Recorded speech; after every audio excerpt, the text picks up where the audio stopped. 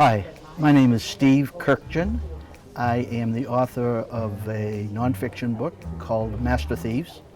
It is a work, an account of the investigation and the actual theft from the Isabella Stewart Gardner Museum that took place on March 18th, 1990. We are now just about 26 years later, and we're still in search. The museum is still in search of its masterpieces, 13 pieces, including the only Rembrandt seascape, a Vermeer, the only Vermeer in all of New England, and several other masterpieces. In total, more than $500 million, with a B, $1 billion worth of artwork. I hope you enjoy my talk tonight, and I hope it interests you into this awful theft and this awful loss to our Greater Boston's treasury. And maybe get interested in my book. Thank you very much.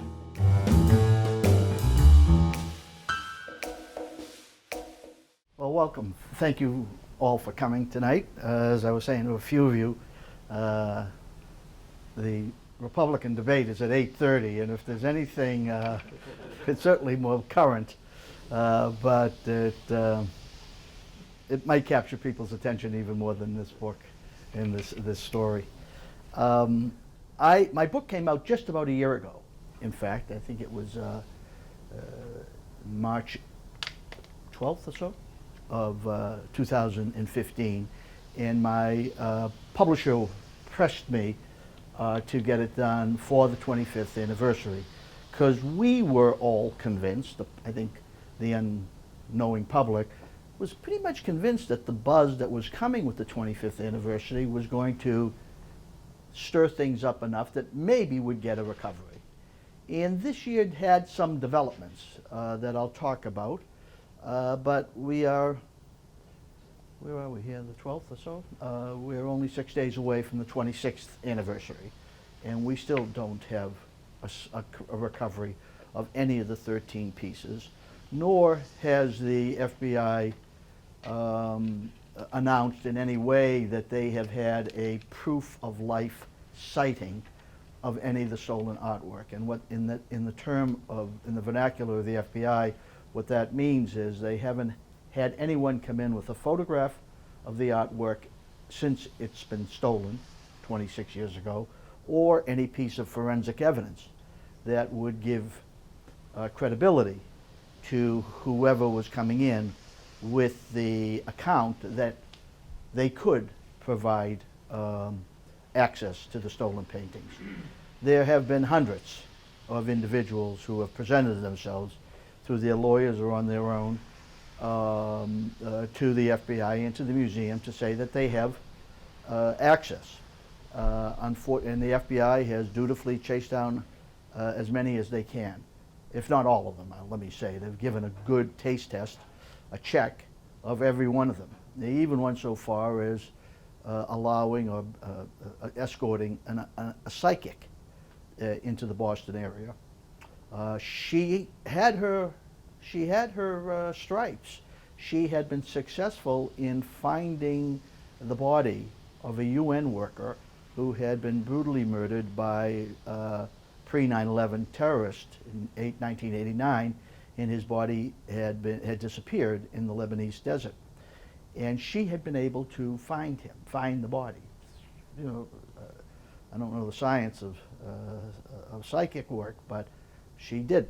So when she, so many years later, announced to the FBI that she should be believed, they didn't bring her. She flew her own way. I think the FBI was smart enough to see that headline in the Globe that they paid to have a psychic come in.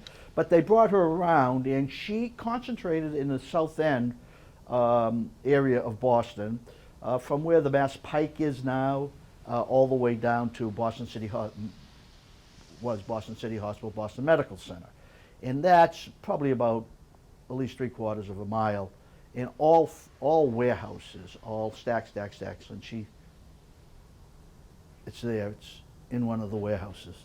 And that's as far as she could get. And so they thanked her for her time, but they didn't get any closer. But there has been so many people who have come to them with a con job, Either they want money, $10,000 to get me started, and then I could provide seed to my group, and we could get your paintings back, or get out of jail, get my brother-in-law, my mob associate. If you can just release him, he knows where it is, and the FBI is smart enough that they didn't bite into any of those. So the case remains unsolved, and now 26 years later, the needle hasn't budged. 13 pieces of artwork valued at more than $500 million of art. And it's extraordinary art. Some of the pieces are truly masterpieces. Some of them are not throwaway, but nothing. You can't figure it out. The museum's security director said if he had one thing to ask the bad guys, it would be, why did you steal what you stole? Because some of it really makes no sense. And yet, and then other pieces are truly masterpieces, and I'll go through them. That's not the question I would ask the bad guys. The question I would ask them, if I had my question to the bad guys, is where does your aggressiveness, aggressiveness I think is the best word, because they're always looking what in the vernacular is for the next score. The score could be a jewelry store, it could be our house, it could be an armored car, it could be a bank, and in this case it was a museum. Where does your aggressiveness intersect with the museum's first negligence in some possibility of complicity as far as one night watchman or another? There were 2 night watchmen on that night, and I'll go into some of the detail of why it raises to the point of complicity. There was some of his actions just do not make sense. Yet no one has been arrested, and it's in 26 years, the FBI, and for the last 10 years, the FBI has had on the table the offer that cannot be refused, and that is, bring the artwork back. They're saying this to the bad guy, Will. Bring the artwork back, and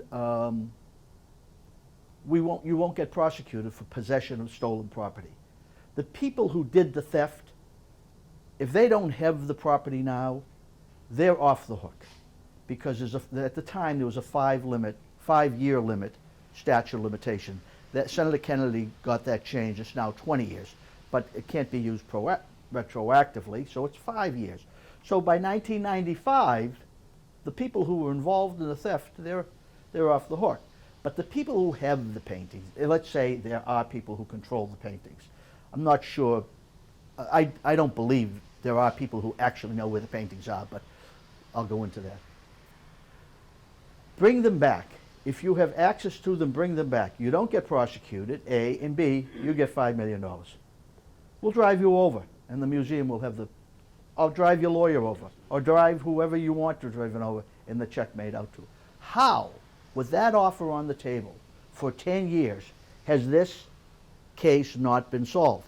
You can understand that me as an investigative reporter, a person who spent 40 years in the newspaper business investigating this or that, a Boston boy whose high school was at the back of the museum, a man whose father was an artist and 2 cousins played concert piano at the museum, would just be fascinated.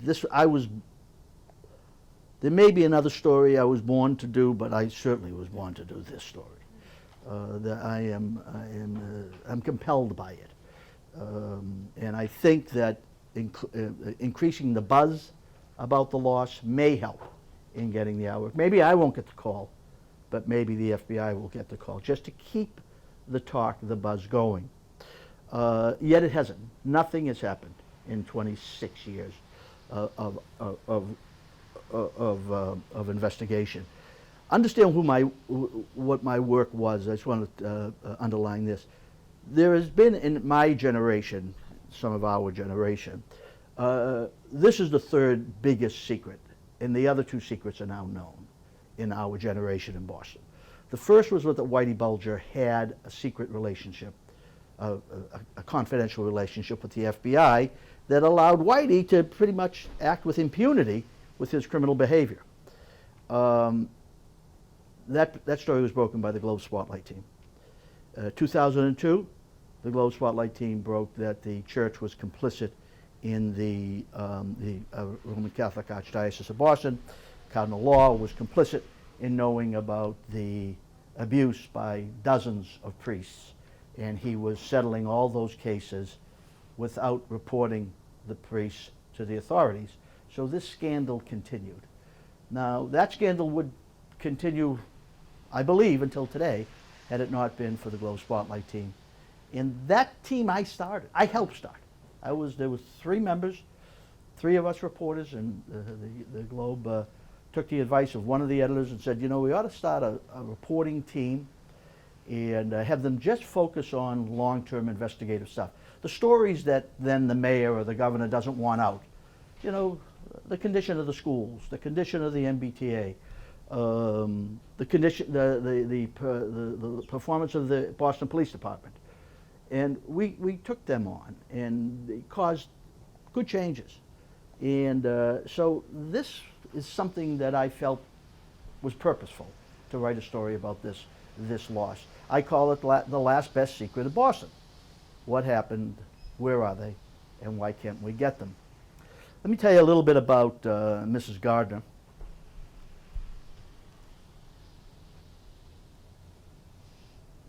This is her museum. Keep in mind, let me see, Matt, maybe we could put down the lights a little bit. Keep in mind there's a door right over here, That's the side door, and that's an important entry point. Mrs. Gardner here, I like to think of her that's great, thank you very much. I like to think of her as a combination of Julia Child and also Madonna. If I can, let me just read you what Cleveland Amory wrote about her. Mrs. Gardner didn't drink tea, she drank beer. She didn't go sleigh riding. Instead, she went walking down Tremont Street with a lion named Rex on a leash. She gave at-home parties at her Beacon Street house and received her guests from a perch in the lower branches of a mimosa tree. Told that everybody in Boston was either Unitarian or Episcopalian, she became a Buddhist. Then, when the pleasure of that shock had worn off, she became such a high church Episcopalian that her religion differed from Catholicism only in respect to allegiance to the Pope. I mean, she was a true character. She, a little bit of a show-off to her Brahmin dowagers, but she also had a love of intellect and art, and it showed in the museum that she built. What had happened is she married one of Massachusetts' richest businessmen. Jack Gardner was a shipbuilder from up in Beverly, and they married in 1860. She had come from New York, and their first child, a boy, died. And Jack Gardner was a wonderful guy, a good man, and he did not want her to get discouraged. So he began to favor her interests, which were both traveling and art. So they went on some world excursions, and wherever she went, she bought art. She began to spend his millions. Smart purchases. The Rembrandt she bought for $125,000. It's now worth over $125 million. So she knew her collection, and she knew her art, what to buy. And they didn't travel just to the European capitals. They traveled to Far East and Middle East. And wherever she went, she didn't just buy the art, the most fashionable art of the time, which would have been Impressionists. In fact, there was not that many Impressionists in the museum. It's more classical. But what she found as she traveled to the Middle East and the Far East, that the great civilizations of all time were those civilizations that weren't just politically or militarily mighty, but also had great art. And that gave her the idea that she had a challenge that she was facing in America, that we didn't have an American tradition of art. And that's what she wanted to inspire. So Her, her main goal was to inspire us, let's say our fathers and our grandfathers, our grandmothers and our mothers, to come up with an American tradition of art. Understand, the Industrial Revolution, we were leading, we were a locomotive in front of the Industrial Revolution, but art was not a high priority. She wanted to make it a high priority.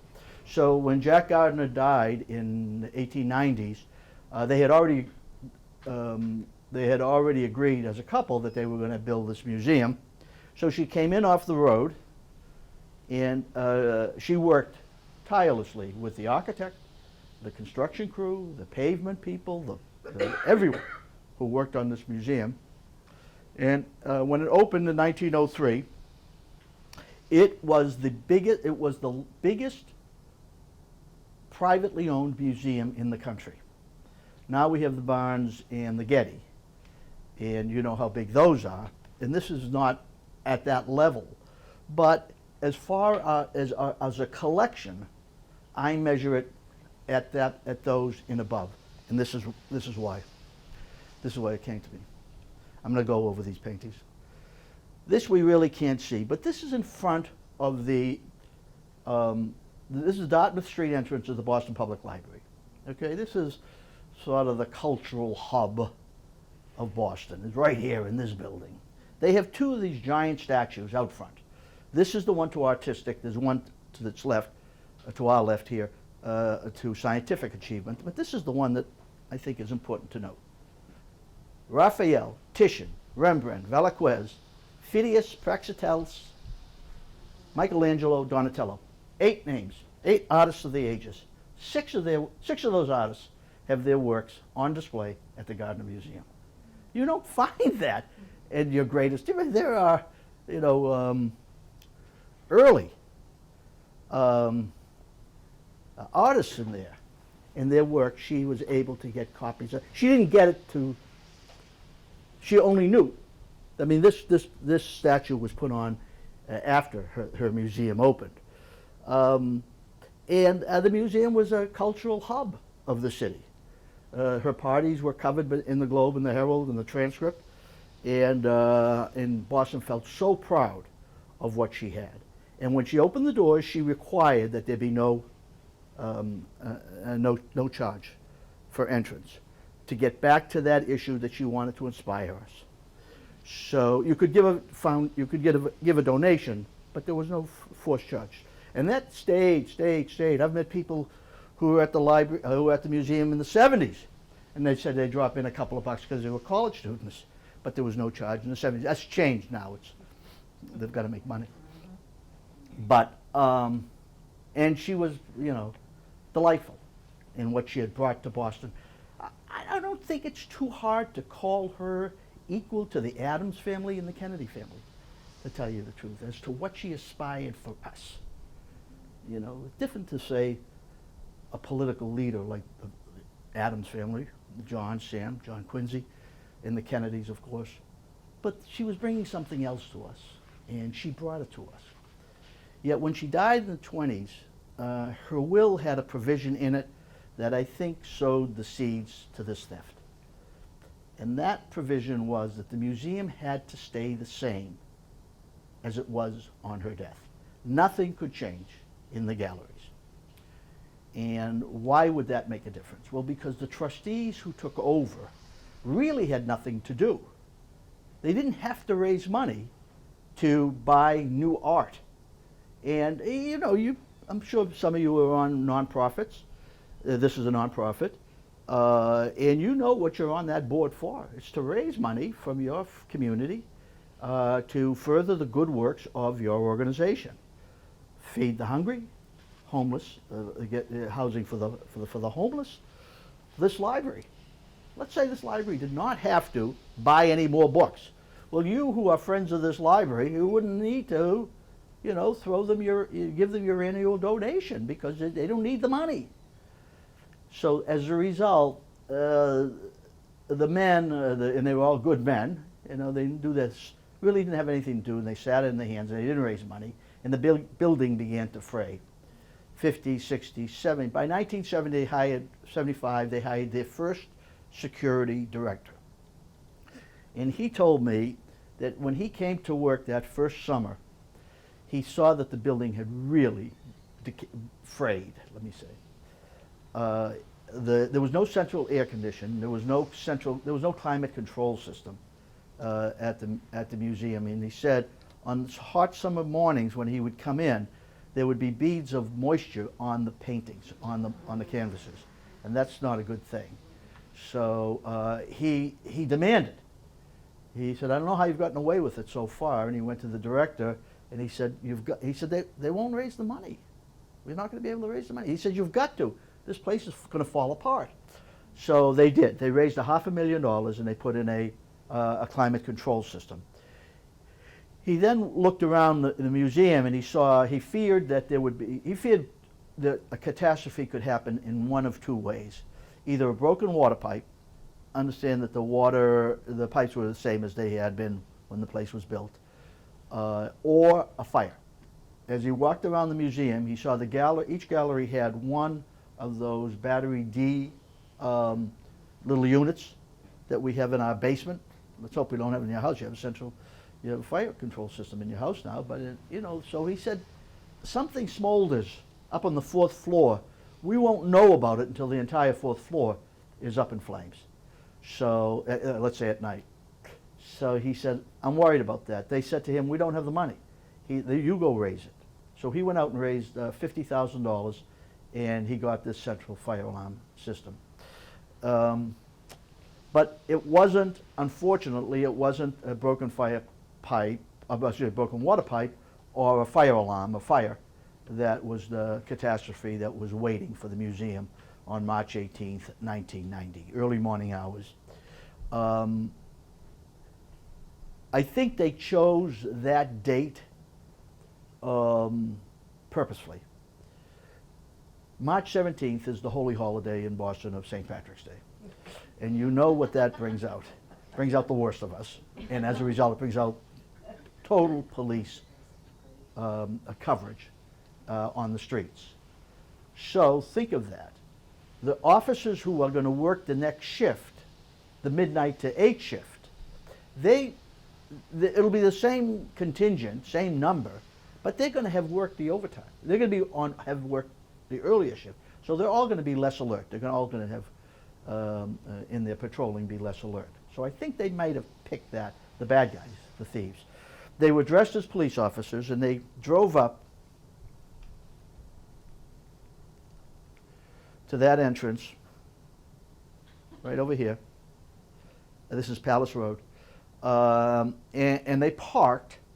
A couple of kids happened to be coming from a party in the back, at an apartment building back here. And they saw these two police officers, two men dressed in police uniforms, in what is described as a hatchback. And they said, "What's that about?" One kid was from Charlestown, and he knows that's out of the ordinary. No police officers are in. They could be in a Crown Victoria, like in a detective's car, but they're not in a hatchback. So he was about to take the number down, and his girlfriend tapped him on his shoulder, and she gave him one of these. They're both underage, and they're both drunk. And she was saying, "Let's not fool around. They're police officers. Let's get out of here." So they left, unfortunately, without taking the number down. And a couple of minutes later, probably around 1 o'clock in the morning, March 18th, 1990, they drive up to park around here, and they get out, and they ring the doorbell, side doorbell at the museum, a bell at the side door of the museum. There are two men working that midnight shift. One man has never worked a shift before. He had been called in especially for that night, and he had been told nothing ever happens. Bring your trombone. He was a trombone, a music player. Bring your trombone because you'll be able to practice. He brought his trombone. He put it in the closet. It remained in the closet for what was going to go happen. The second fellow and I promise I'm going to go over these music. These are what the bad guys look like. And both had false mustaches, and this is them without the mustaches. This is the security desk, and this is where the security officer who made two grievous errors that night was standing. This man is the security officer from the, and he called in sick that night. Because he was sick, they brought this other fellow in to work for the first time. This is the officer who, this is the night watchman who made all those mistakes. You know, Rick does, he's not a goofball. He looks really goofy there in his long hair, and this is he tied up before the police extricated him from the duct tape around his face, around his eyes. They've always asked, why would the bad guys bring Rick's hat down? We don't know. And they tied him up, and that's what he looked like. And Rick was a rock and roller. He had a small band, and he loved this job. He had worked it for almost a year now, and he loved it because the job allowed him to play with his band in some of the seedier bars in Alston, Brighton. That's pretty seedy. And let him play until almost midnight, jump in a cab, get over to the museum, which is, you know, in the Fens, not that far away, and then show up to work. He told me, I'd had long interviews with him, that he was often drunk or stoned when he did his shift. In fact, he told me that he celebrated, he was on the shift on that New Year's Eve, 3 months before. He opened the side door and he let two of his other other guards who worked at the museum in with 3 girls. And they drank, as he said, my favorite Bombay gin. And I looked at him and I said, Rick, you're 23 years old. How do you have a favorite gin? You know, and he said, well, I like my liquor. So, does he have a drinking problem? More he has a little bit of a know-it-all problem. And he was a little bit of a handful for the security director, but he was good. He was smart. Was he too smart? I'll go into the mistakes he makes now. So the 2 men have rung the doorbell, and they say to him, and Rick has, again, there were only 2 night watchmen. One is the second guy, the first time he's working it, and he's doing his rounds. And the rounds would be on that 4th story of the building. I'm sorry. That 4 stories of the building, I mean, he's going floor to floor, gallery to gallery. This is the 2nd floor, 1st floor, the gallery's here, galleries around the back, 2nd, 3rd floor, and then there's residents up here, so he's just, and administrative offices up here, so he's got to check them too. It takes about 45 minutes to an hour to do the round. So Rick does the first round, midnight to, 1 o'clock, and what he does, which is to me somewhat suspicious, and none of the other night watchmen ever do this. Rick says he always did it. Before Rick is going to take over the desk, and again, that is take over this job right here, he would stand here or sit here. Rick opens up that back door and closes it. And I say, Rick, you're telling the bad guys who are waiting out in the car that you're taking over the desk. And let's begin, because you've been corrupted. You're part of the conspiracy. And he says, no, I did that every night. So I put that in the paper, and the FBI finally got around to checking the previous night. They have a closed circuit TV system that is connected to a VCR. So everything that happened that night is on a VCR. But the bad guys taking the artwork, including some of these masterpieces, also are smart enough to take the tape. They also see that the museum has a motion detector system in place, which goes on at night. And it can tell where people's footsteps are at every moment in time. And they thought it was just printed out a transcript, and they tore off that transcript. But it also had a computer chip in there, so they were able to recapture where the bad guys were at every moment in time. And for the most part, the bad guys go only into two rooms. And that is the Dutch room, which is on the 2nd floor, here, back here, and then the short gallery, which is over here. But there's a painting missing from the first floor blue room. There are no footsteps showed up of the bad guys in the blue room. Whose footsteps are in the blue room? Rick's, because during his first tour. So I've said to Rick, Rick, you stole the mayonnaise. You put it out when you opened the door to give the bad guys notice that you were taking over the desk. You put the painting out there because you don't trust them to hold it for you, and one of your pals comes by and scoops it up. So really there are two thefts that night. There are the thieves who take everything else, and you take the mayonnaise. So he says, are you writing a work of fiction, or are you writing a work of nonfiction? Because that's true fiction. Well, I can hypothesize, but that's how intricate this theft is. In some ways, it's very cunning. As they come in, Rick knows he's not supposed to let anybody into the museum.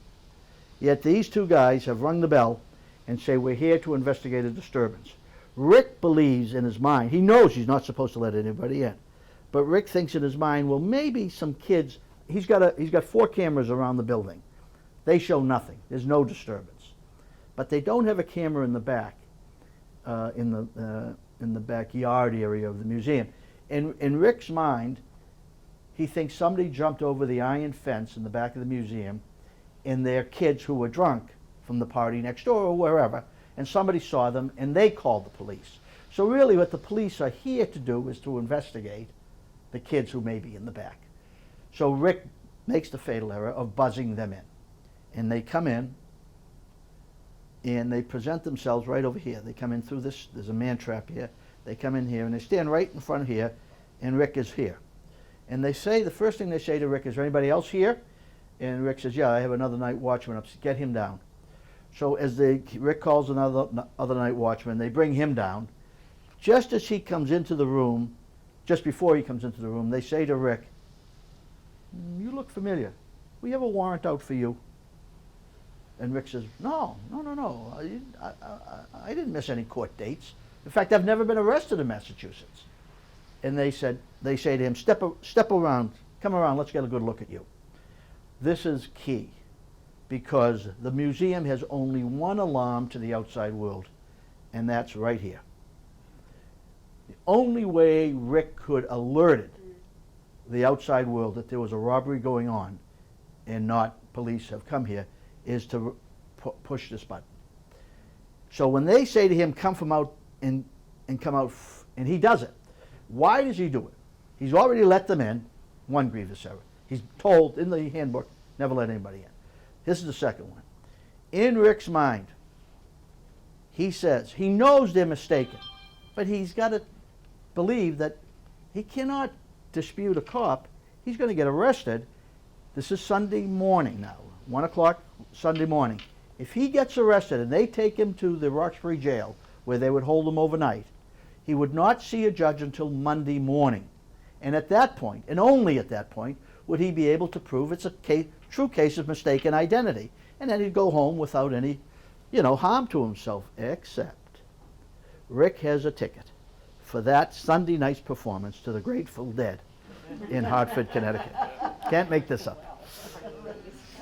Rick's band prided themselves on being able to do some covers of, and Rick's band's okay. It's not, had they continued, it would have been okay. But Rick thinks to himself, I will spend the night in jail when I have a ticket to the concert. Let me go out. So he walks from out here. There's a swinging door here, and he comes out and faces them. And he said he realized that it was a robbery when they turned around and put his hands behind the back and put handcuffs on him immediately and didn't frisk him. He says, I've been arrested where he was a kiddo in Delaware. He said, I've been arrested. They always frisk you. And when they didn't frisk me, I knew there was something wrong. And they said to him, and the other guard was walking in at the same time, and he said, they did the same thing to him. He said, why are you arresting me? And they said, this is a robbery, you gentlemen. And they march him downstairs, and they put them in separate places downstairs at the basement of the museum. Now this is, let's say this is 1:15. They've been in there no more than 10 minutes. They spend approximately 88 minutes inside the museum. And the way they did their theft, this is pretty artful in getting in the uniforms, in the fakery, and the false mustaches, and didn't show a gun and weren't brutal to Rick, to either of the guards. It is pretty artful. But that's where the artfulness ends. And that goes to the theft itself. They go upstairs and they first go into the Dutch room. And there they steal the masterpieces for the ages. The first piece in the Dutch room they get the only Vermeer, with 35 Vermeers known to be still in existence, 34 in fact, with this missing, the concert. The only Vermeer in all of New England. No other Vermeers. There's at the New York Metropolitan Museum. There's a Vermeer there, but this is the only one in New England. They take this. Then they take this, and this to me, the Vermeer is, they say, the most priceless. This is the Rembrandt. Rembrandt is prolific, 500 paintings, mostly though still portraits. This is the only time that he paints the sea. It's known as his only seascape. And you can imagine why he only painted the sea once. You don't have, it's so vivid. You don't have to go back and paint the sea.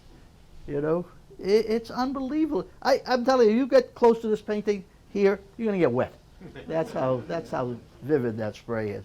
It's an allegorical scene from the Bible. Christ in a storm on the Sea of Galilee. Christ is here, and as you get close, you see Christ's face is in repose. You know, very calm, assuring his disciples that everything is going to be fine.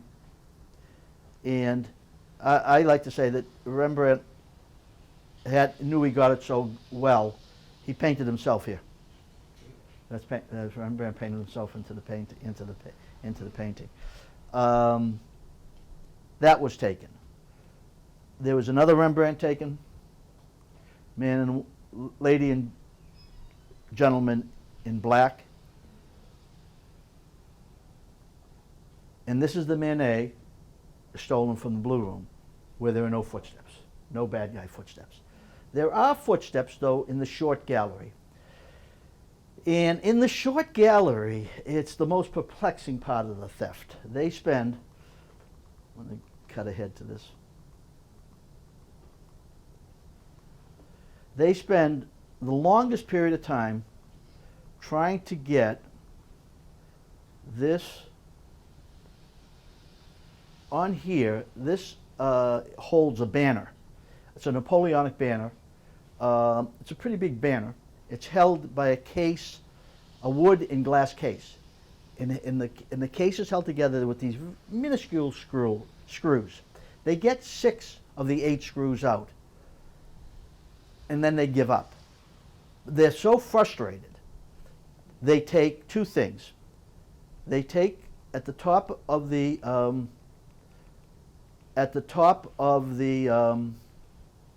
banner, and here's the banner here, is this finial, gold-plated eagle top of, and they take that. And then when they get down onto the ground, they come upon this frame that has 5 Degas, an etching and 4 prints. Excuse me, 4 sketches. And they break it. Look at what they do to this frame. They break it and they rip it out. Why do they take that? My sense is they take it, sorry for my bias, but bad guys love racing, and there are a couple of race scenes in there. and I think they took it because of the horse racing scenes. They didn't take it for the value. 5 feet away from this, on the other side, on the wall, there's a Michelangelo. Not big, but it's a Michelangelo. I mean, that would, they didn't, but what they stole, they didn't steal for value. And to get back to how they brutalized the artwork. Let's just go back. This is that's the best picture with the glass frame, the frames and the glass fronts, and with the Rembrandts. This Rembrandt here and this Rembrandt here, they cut the canvas off of the backing of the painting of the art. So they take the canvas, but they don't want the backing because it's just too heavy. It'd be too much. Don't forget, from everything we know, all they had was the hatchback. I mean, this is these are at this point they're more thugs and dodgers than they are master thieves. But they get away with it, and they leave around an hour and a half after they ring the bell. The two men downstairs, at least Rick, thought that what they were going to do, they were going to burn the place down. He thought that he was going to die in a fire, or if he, the police would have been called and maybe they'd get to him on time. But they didn't. At 6:30 in the morning, the next shift came on, and they rang the bell as they usually do. Nobody has keys. You ring the bell and be let in, and nobody answers. So they called the security director of the museum, the deputy security director, and he says, "What? They're not there? What are you talking about?" And he rushes. He lived in Somerville. He rushes over, and he comes in the back door. And I interviewed him for the book, and he didn't have that much to say, except he had one little piece that I found fascinating. I mean, there are so many little clues. All of them lead nowhere until it's figured out. Who did what? What happened here? Otherwise, they're just interesting, fascinating, perplexing more than anything else. What he finds is, as he comes in the back door, there's a candy machine. Big hulk of a candy machine that they keep the stock for most of the guards and the workers at the museum. There is an unfurled clothes hanger by the candy machine. And he says that would never be. Under Ann Hawley, who had just taken over 6 months before as the director of the museum, this place was spit shine. And as far as cleanliness and orderliness, she was very rigid on that. He says, whoever broke in and stole $500 million worth of artwork, they also stole a bar of candy, or 1 or 2 bars of candy out of the machine. So that's in the book as well. And they make off, and they're gone. And now, all these years later, the case remains unsolved. The FBI had 45 agents on the streets of Boston right away. They kept the investigation to themselves. I think they believed that they were going to solve this. But within a year's time, they were calling up Whitey Bulger's his handler, John Conley, who had just left the FBI, and they said, "John, call your pal Whitey and have him help us with this case." So he says, "What do you mean?" He says, "We're frustrated by it. We cannot solve it. We've been on it a year, almost a year. This is January of '91, and we haven't gotten to the bottom of anything." So John says, "Okay, I'll get Whitey on the case." Now, don't forget, Whitey was in Boston until '95, so he's around. I think he's laying low somewhat because the Globe had put in the paper that he was an FBI informant 3 years before. So I think he's sort of laying low, but he answers John's call, and John says, "We need your help. There's $1 million award." It was then $1 million, $1 million award, and you get our paintings back. You get the paintings back, John. You're Prince of the City. Best thing you could do for yourself. Whitey says to him, I spoke to Conley. Whitey says to him, "John, don't you think I've already tried to find out who did this and where the paintings are, or who did this?" And he says, why? You trying to get the reward? He says, no, John. He says, this was done on my territory, and I didn't approve it. I want my tribute. This is, at that point, it was valued at $200 million. I'm not going to tell you, John, what my tribute is on a $200 million theft, but it's sizable. So I went looking. I took two of my right-hand men out there to try to find it, and they couldn't find it. One came back and said it's in Saudi Arabia, and the other guy says it's in a church somewhere. They're buried in a church in South Boston. So the FBI, I don't know what the FBI did with that information, but it didn't lead to anywhere. So, and let me tell you, Whitey was a man of his word. There was a theft from a bank in Medford in '85. Whitey didn't get his tribute. He killed the leader of the gang that pulled off that theft. He pulled out his fingernails and then shot him in the head. So Whitey was a man who was very serious about knowing everything that was going on, and he couldn't come up with this. The FBI believes that the two men who stole the works, and they think there must have been a third person in getting it out, are dead. And I have a different gang that I believe was responsible for it. The gang that the FBI believes have the artwork, it winnows down to this man here, Bobby Gentile. Bobby Gentile is a low-level hood in Manchester, Connecticut, just outside of Hartford. And Bobby's best friend, who passed away in 2004, was a very active member of the mob in Boston. He lived both in Boston and Madison, Maine, way up in Maine. And that guy's name is Bobby Guarente. And they talked all the time. And they even talked about, hey, who pulled off this robbery? There's by '97, the reward was $5 million. $5 million reward. So let's get busy. If we can find these paintings, we get $5 million. That conversation, we know that was a true conversation.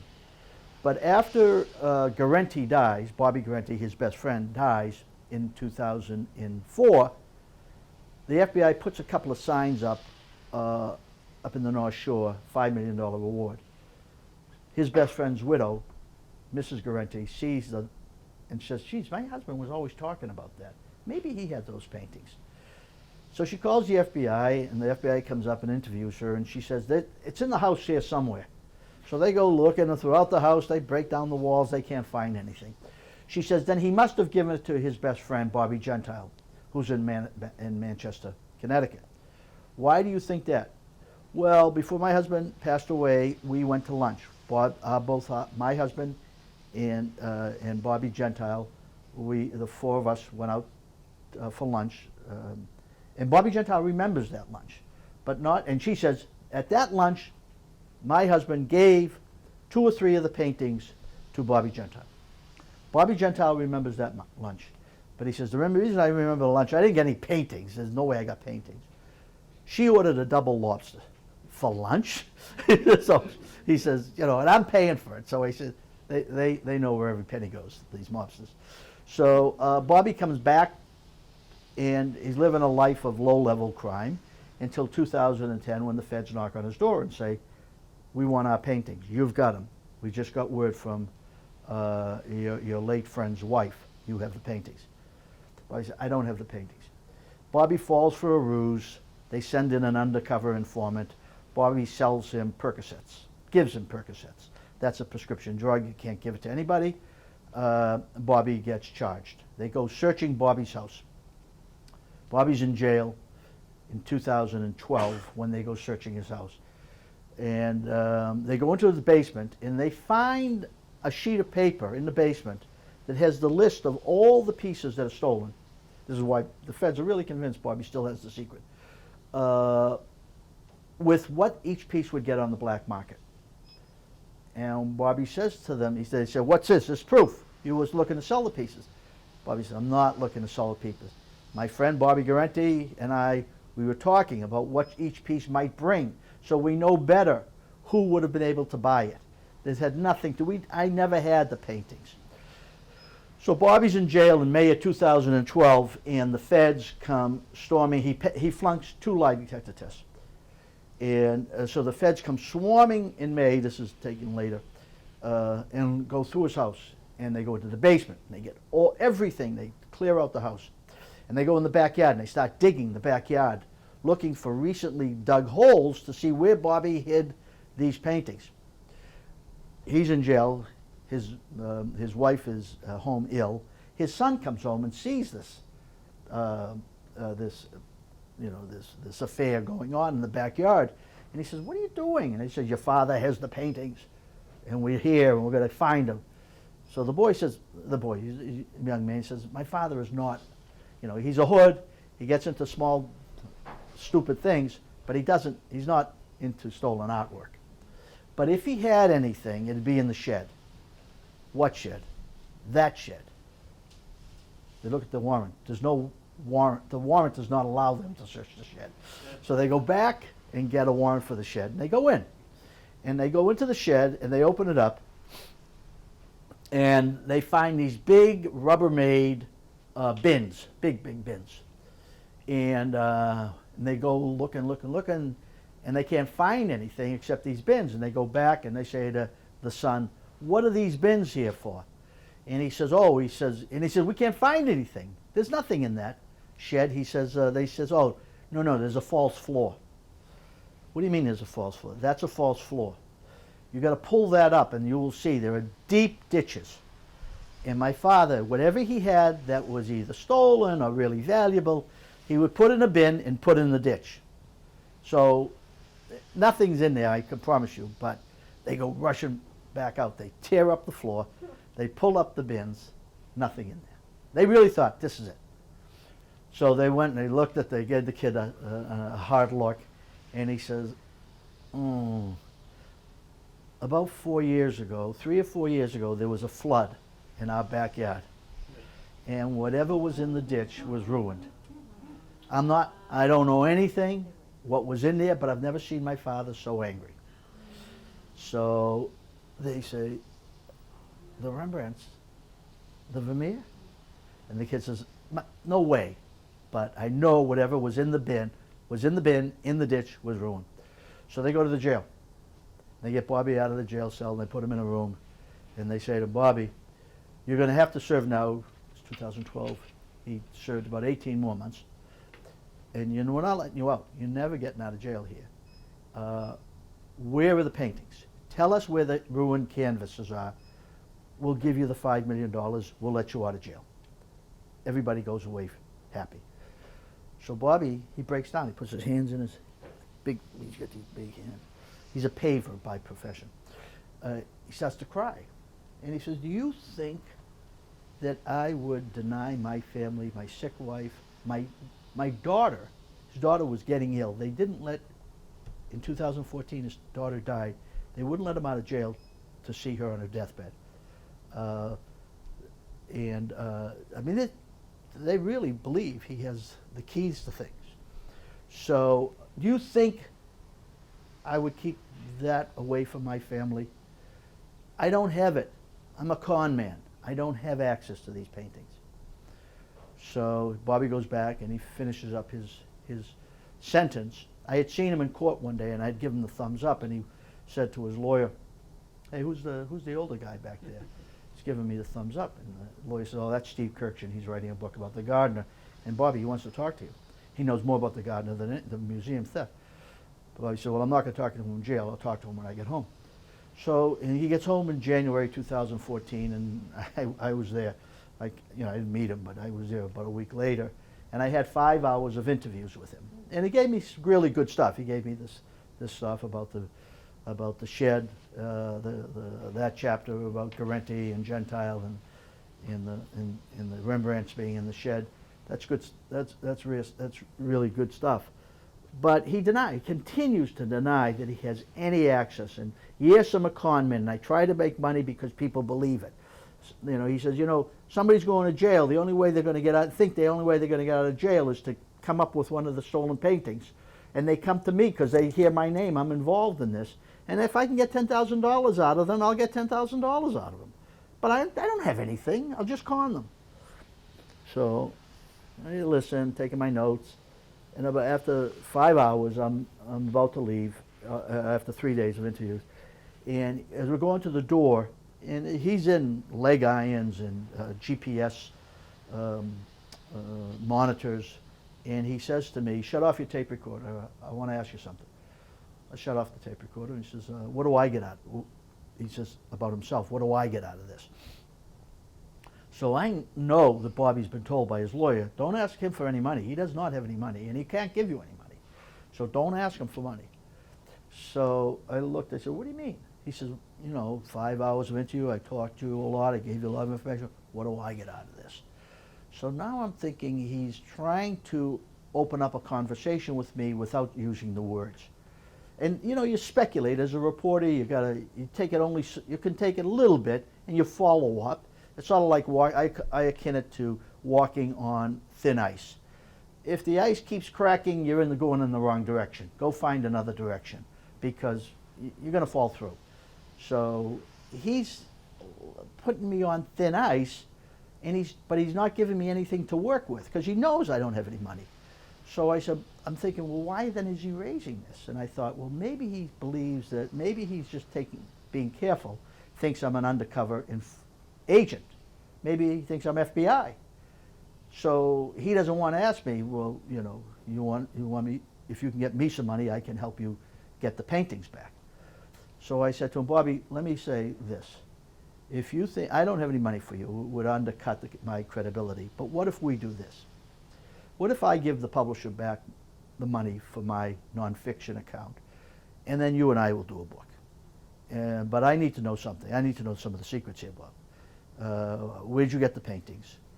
Where'd you keep them? What happened to them? If you don't want to, if you gave them to somebody, tell me. And that'll be our story, and that'll be the biggest story. That's the biggest nonfiction book the biggest art theft in world history.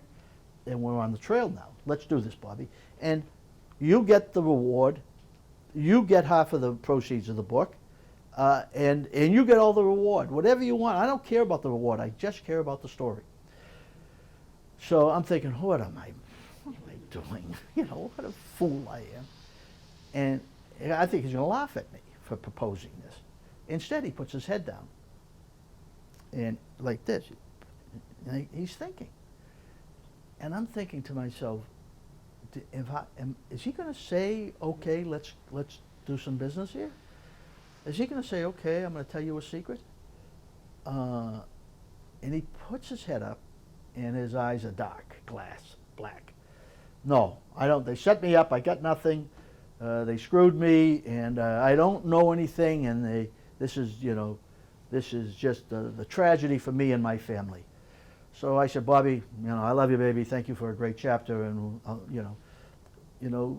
hopefully the good things will happen for you in the end. And so I leave. I get in my car. I call his lawyer immediately. I said, Ryan, Bobby knows something. The feds haven't gotten it out of him.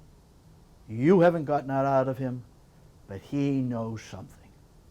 And his lawyer says to me, what are you talking about? What happened? What did he say to you? Because his lawyer has been public about my client doesn't know anything. He's been set up by the feds. And I tell him the story about Bobby putting his head down and then telling me he didn't know anything. But he kept it. How long did he keep his head down for, Steve? And I said, I tried to count. Maybe 6 to 7 seconds. And then he put his head up, and he said, no, I'm not telling you anything. I don't know anything, he said, Steve, what was going on in that 10 seconds or 7 seconds was he was trying to figure out, could he con you for $10,000? Because he's a con man. And what he would have said is, okay, we'll do business, but I need money to get started. Give me $10,000. So in fact, when he said no, he saved you $10,000 because he doesn't have anything, Steve. And, he was considerate and not trying to con you. Because you wouldn't have given him $10,000, right, Steve? That question remains unanswered. So that's where Bobby's story ends. As I started writing this story, and I only had the Guarente Gentile, the story about the material, the artwork in the shed, I thought to myself, you know, there is a reason that this artwork has not surfaced. The bad guys are dead. The guys who stole it are dead. Why haven't they been able to come up with pieces of the puzzle that would help the feds find where the artwork is? Well, there are two theories. One is the artwork was destroyed, and I can envision that because these are thugs, and they don't want to spend time in jail. They have no idea of the value. The reason why they stole it, I will come to, but the reason why they stole it was not to sell it to Mr. Big. The artwork is not. It's either been destroyed or it's hidden. And the reason why they would have destroyed it is they were so panicked with 45 agents on the street that they're going to get arrested. And they know, you know, it's a front page story for weeks. So they could have done that. My better sense is that they hid it, and because of the way criminal underworld gangs work, no one within their gang knew it. And I'll tell you how I'll use. There was a gang war going on in Boston. There was the Ferrara gang. There was the Salemi gang, that the feds believe the Salemi gang ultimately was responsible, and there was a younger, more upstart gang searching for control of the Boston underworld, and that was run by two guys, one Ferrara and one Russo. And whichever gang does it doesn't really matter because they both operate under the same code. Whoever within the gang does a score, remember the score thing? The rest of the gang doesn't know it. Only the two people who did it and the boss. We don't tell you because you're going to be looking for pieces of our pie, and you didn't do it. Yeah, we're all out on our, we fight for each other, but we don't share the fruits of each other's labor. So my sense is that the two people being killed, in the years have passed, other members of the gang have died off, and they didn't know anything. But there is a way, I think, of pleading to members or family members of the thieves who did it, or other members of the gang, with this outreach. I don't think this case is going to be solved by investigative work. I think it's going to be solved by someone picking up the phone and being convinced it's the right thing to do. They haven't been convinced for 26 years it's the right thing to do. Now again, they don't know where my sense is they don't know where the artwork is, because if you knew, you'd call up and you'd get the $5 million and everybody goes, you know, your lawyer's going to get a third or whatever, you'll work out with him, and everybody goes away happy and the museum gets back its artwork. So my sense is the secret as to where it is not known. But they know pieces. Our families know pieces. The other members know pieces. But they haven't picked up the phone. Why? Because the code does not allow snitching. So how to get those people who know pieces of the puzzle to pick up the phone? And this is what I came upon this by talking to a detective who worked on a case in France. 6 or 7 impressionists have been stolen out of the Marmottan Museum in West Bank of Paris in the mid-'80s. And that recovery was made through the help of a tipster in '91. They got all their paintings back. And I talked to the the detective who helped in breaking that case, and I said, Pierre, what's the difference between your case and mine? Why can't we break our case? And he said the major difference is every French citizen felt that loss of that museum theft in Paris in '85, and they continued to feel it. It was like a loss from each French citizen personally. And, you know, I know you care about your Rembrandts and your Vermeers, but you don't care for it like it's a loss from your home, from your personal, and that's the way, from your personal possession, your commonwealth. And that's what we felt, because this was French have a sense of patrimony, and we don't. He said, Steve, yours is a great story. It's a bigger story than ours is, but you consider it like a cold case, a mystery. And it's more than a mystery. It's a loss of your national heritage. And then it struck me. Mrs. Gardner put those paintings on the wall for us, for our parents. My kids haven't seen them. Our kids haven't seen them. So why not make this appeal to the bad guy world, to the entire Boston, for all of us? Put in front of those paintings, put in front of those, see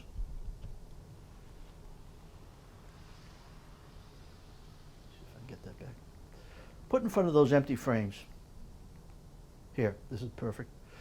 This being the Vermeer frame that held the Vermeer, frame that held the Storm of the Sea Gallery. Put in front of those frames, not Anne Hawley, you know, heartbroken as she is. She is of the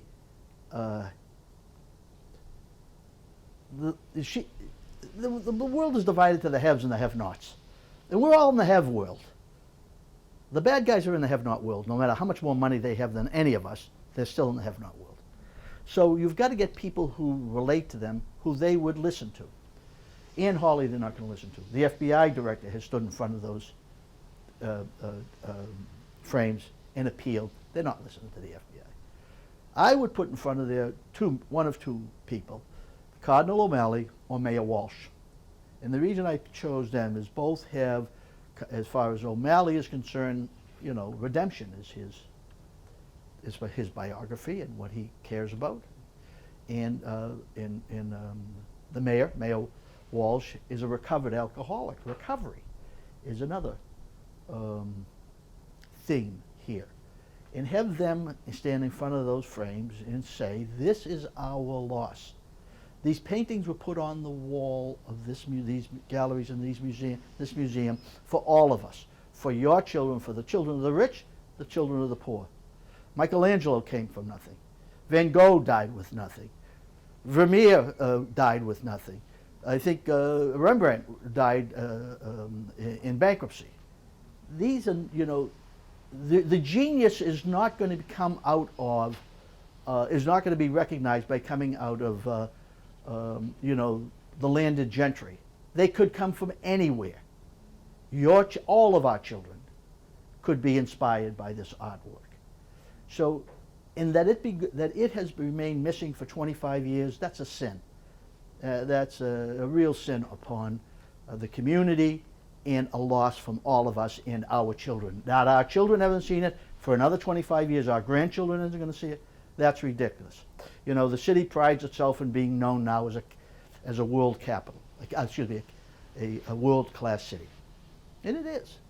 It's changed from when we went to college, or when we, you know, worked down in the Haymarket district in our first jobs. It's totally changed. It's and we almost thought we were going to be an Olympian city. That would have been wonderful.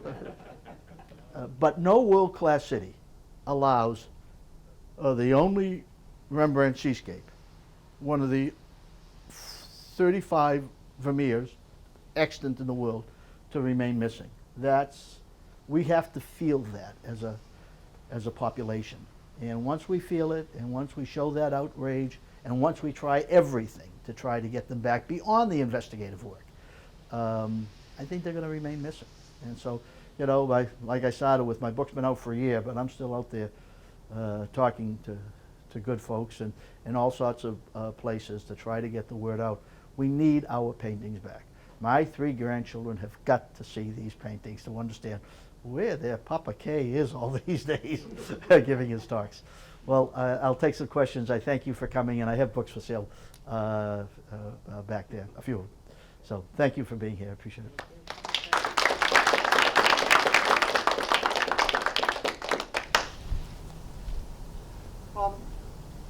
You say that the Thieves are dead. How old were they at the time? In their mid-30s, they say. So they... Oh, they're in a very dangerous business. You know, very dangerous. You know, so I mean, this was a walk on the beach compared to what they usually do. They're usually going into banks, so they showed no guns. If they're parts of the gang, as I do think they are, they're in a very violent business. And there were this gang war that was going on between the Ferrara and the Salemi gang. There were people being killed. And the fellow whom I think, my last chapter gets into the motive. Again, no one is going to buy a stolen Rembrandt. The way they stole it belies the belief that it was commissioned, you know, the brutality in which the paintings were held. And the motive, in my mind, in the last chapter, gives you names and dates. What is in the bad guy world, in the underworld, particularly in Boston, there is a belief that stolen artwork is a get out of jail free card. That if you steal something that's so dear to the city or to the community, that the feds or the authorities will let some criminal associate of yours out of jail, some family member of yours out of jail. He's about to get sentenced, he'll get a lesser sentence. He'll get probation. I've never seen that happen, but there was a case back in the early 70s in which a legendary local art thief, Miles Connor, got arrested having stolen 5 Wyeth paintings from an estate up in Maine. Came down to the Cape. He had found the perfect fence who was going to buy them. Miles always knew, was smarter than everybody else in the room, except for the FBI. So he found the perfect fence, was about to sell them, and the perfect fence turned out to be an undercover FBI agent, and they arrested Miles. Miles went to jail and faced an 8-year sentence, and he figured out, oh, I know how to beat this sentence. He had his gang with guns go into the MFA and steal a Rembrandt off of the wall. They hid the Rembrandt underneath the bed of a girlfriend, the mother of a girlfriend of a member of the gang. And then Miles, through his lawyer, said to the authorities, if you give Miles a break on his sentence, he was facing an 8-year sentence, he'll get you your Rembrandt back. And they said, stop that. So Miles get us our paintings back, Miles, and then we'll begin to talk. So Miles got them the painting back, and Miles went into jail. Miles went into court, believing he was going to get break. He got an 8-year sentence for the main theft, and they added another 8 years, but they made it to serve concurrently. So he didn't have to serve any extra time, but he got 8 years. I mean, but out of that comes this myth that it's a get out of jail free card. And my last chapter goes into chapter and verse of who was in jail, who wanted him out, but why that effort failed. Sure. Any further information on what might have been under the floor of the shed, or was that a dead end? Oh, it was a ditch. It was a ditch. There was no And there were those Rubbermaid bins, but there was nothing in them. And they did DNA. Okay. They did DNA on that, and they couldn't find anything. So I said, what did you have in there, Bobby? And he said, motors. And I said, why would you have motors in there? And when, like every con man, you can't get to the bottom of things, you know. They just continue to con. So I don't know if he was telling me the truth or if there wasn't. I mean, the reason he's back in jail. He got, a month after I was there with him, the feds send in, the feds send in an undercover informant, an old pal of his, visits him at his home and says, Bobby, we got a score. We got a marijuana deal. And you want in? Oh yeah, I want in. I don't have any money, I want in. And he said, and so the feds string him along. The fella who had visited him a few months later, Bobby sells him a gun. Total violation. They arrest him. Bobby's back in jail. He's facing 8 years in prison. He's 80 years old. They believe, and I think to the feds, why do you believe after all these years? He's been fighting you for 6 years. What their sense is, and I don't know, I can't get my head around this.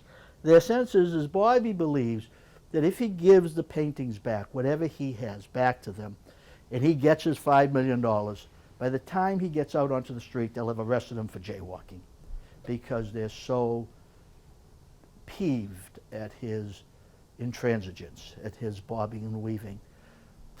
But I've seen him, his head in his hands.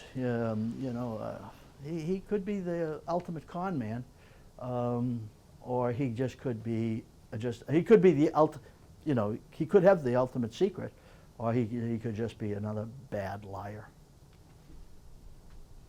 Sure. You're You're a 35-year-old thief. This is 25 years later, you're 60 years old, you're still a young man, Sure. providing nobody's put a bullet in your head yet. And the FBI offers you freedom and $5 million. Are you going to trust the FBI? Well, that's what we have lawyers for. Yeah, I mean, you just told the story of a guy who got wiped out on a promise. but the people who got wiped out were wiped out not because of the theft of this stuff. They were in a gang war, and no one knew. No, what you're saying is they threw him back in jail with another 8 years on top of it. Yeah, because you didn't come up with it. Come up with it, and you're home free. 60 Minutes is waiting. Hollywood is waiting. Come on. It's different. They want that. The ultimate goal, aim, is to get that artwork back. What they want is that press conference. They want to be able to call the Globe and the Herald and and all the papers and all the TVs and say, meet us at the Gardner Museum tomorrow morning at 10 o'clock, and have those cameras rolling. And the G-men out in front having, worked so tirelessly, it's a true feather in their cap of getting it back. But they've chased every lead. I don't think that's the way to do it. I think it's appealing to the people who have bits and pieces of the puzzle that feel it's snitching if they picked up the phone, and have felt that way for 6 years. So how do you get to that? I think that's the way to do it, but it hasn't put into full use yet. Thank you. I'd like to ask you, as a journalist, how do you get to some of these people, and why are they willing to respond to on both sides Yeah. of the street? Yeah. Well, the first is the reward. That's beyond what we can imagine. That's what they spend their time trying to figure out how to make money, usually illicitly. Now, if they can find the paintings, they get $5 million. So, a lot of these bad guys are at, trying to find the artwork, and they're doing everything, going to their sources. No one trusts anybody in that world, though, and I don't think they've hit upon the right people who know where it is, because I don't think anybody knows where it is. Because Howie Winter is 85, 86 years old. He had control of Somerville, Cambridge, and the mob. He's looking to get it. If Howie Winters in the past 5 years hasn't been able to find it, it's a pretty hard thing to do, is to find it. So to go back to your question, how do I do my work? Reporters do our work. Well, I've been on this case a long time, since at least like late 90s. I didn't start it, but in the late 90s I got on it. So I know sort of what the best theories are. And when I started reporting on the book in 2013 and 14, I wanted to see if the FBI's theory, the FBI had a big press conference in 2013, and they described, without the names, the chain of command of the paintings. They said, it started in Dorchester, I knew whom they were talking about there. It went to Maine, Bobby Guarenti, I know what happened to him. And it went to Connecticut, and then there was an attempt to sell it in Philadelphia. I haven't figured out what that attempt was, but it didn't work. And it ended they said, it ended in 2002. Well, therefore I knew already, they didn't say the names, but I knew from my reporting whom they were talking about. So what I do is do my diligence. I write letters to the lawyers. I'm Steve Kurkjian. You know me.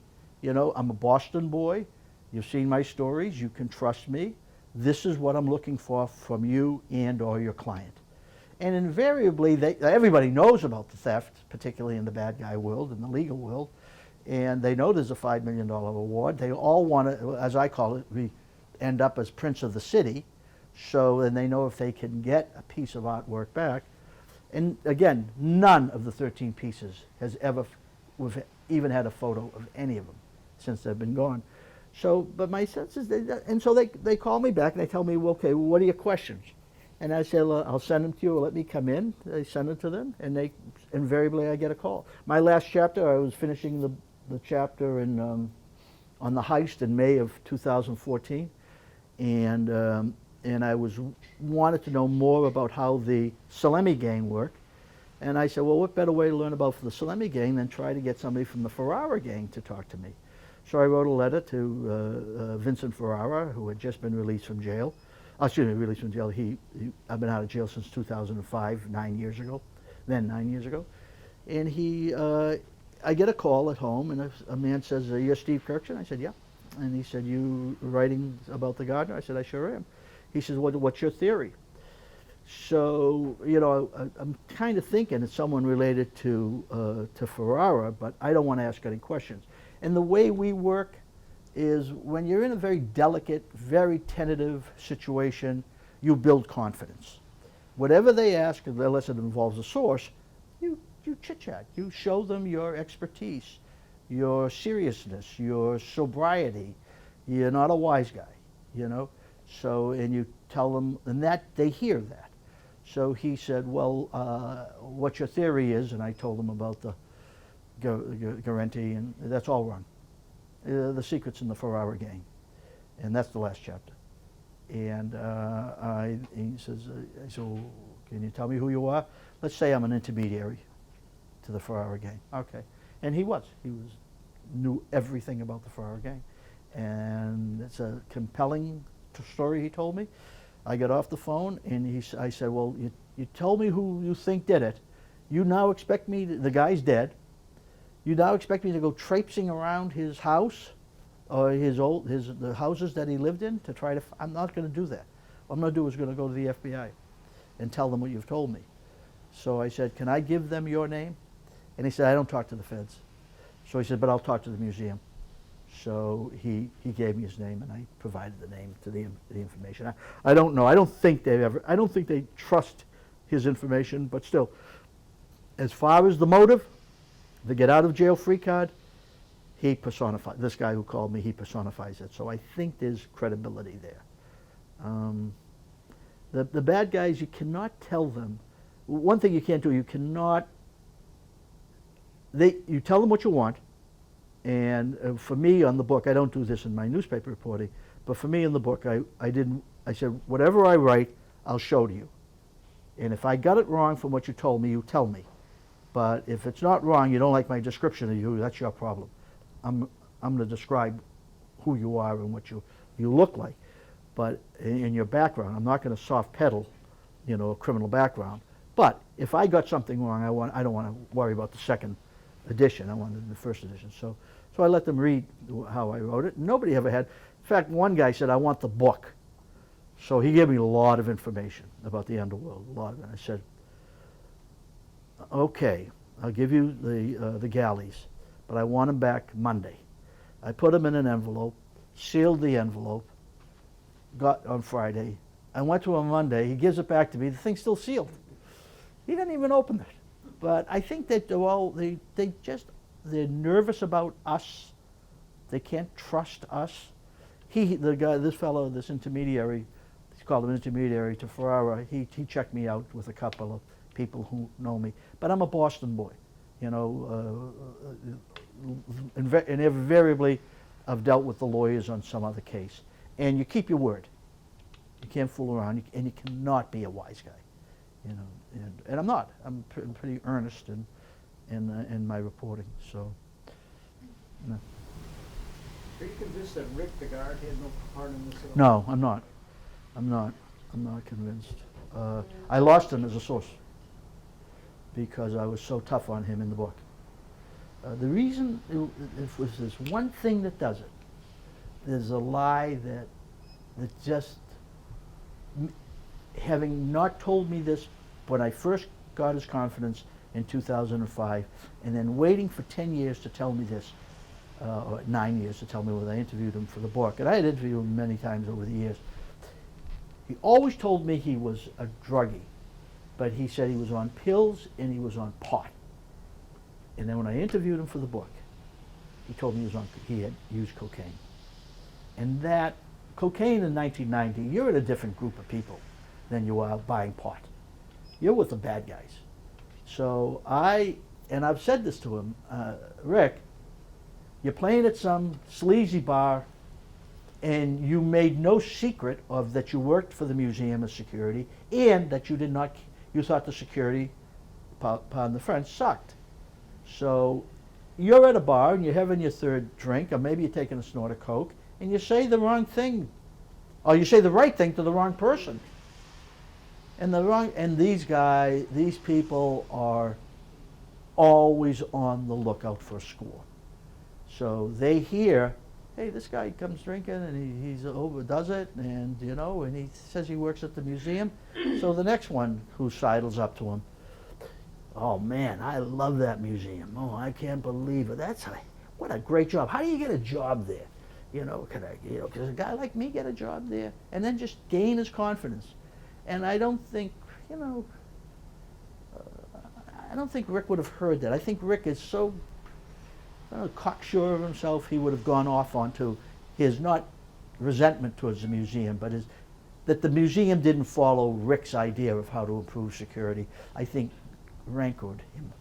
So he may have said the wrong thing. Not that he was complicit, but he gave them that there was only one alarm to the outside world. That's all they needed. Really, they're knowing that there was no one else, if they neutralized the two night watchmen, that there was no one else who was going to interrupt their thievery. That's all they needed. And why they stole what they stole, they weren't selling it. They were going to give it back to the museum to get somebody out of jail. They didn't care what condition it was. They rip it out. They don't care. Okay, you're getting your Vermeer back. You're getting your Rembrandt back. So, you got any more questions? Just, did Isabella ever have children, or was this? No, that was her only child, that boy who died. I'm sorry. Yeah, I know, it's a heartbreaking story. And, there's a couple of books on her, on Mrs. Gardner, and I don't spend too much time on it. I could probably spend more time in my talk than I do in my book about her, but she was a character. She was a great source. Really, a heroine. A heroine, absolutely heroine, absolutely. A mammoth figure for Boston. And right from the start, she had these programs of kids coming in to the museum free of charge, because she wanted to inspire. She wanted to, I'll say inspire, she wanted us to appreciate art. Where we may have been playing stickball, she wanted us inside looking at the Rembrandts that she had collected. And it's, hopefully you've all been there. And when you go up to this room here, I akin it to going into being a first person at a wake. That's how sad that room is. When you go in there, it's a little dimmer, and then you see the Rembrandt and the Vermeer gone. It's ridiculous. It's ridiculous. We got to get this artwork back. We know, all of us know, how this city recovered, had a feeling of unity and cohesiveness and strength from the Marathon bombing. I'm not saying we're going to have a victory parade, but I do think there's a similar feeling of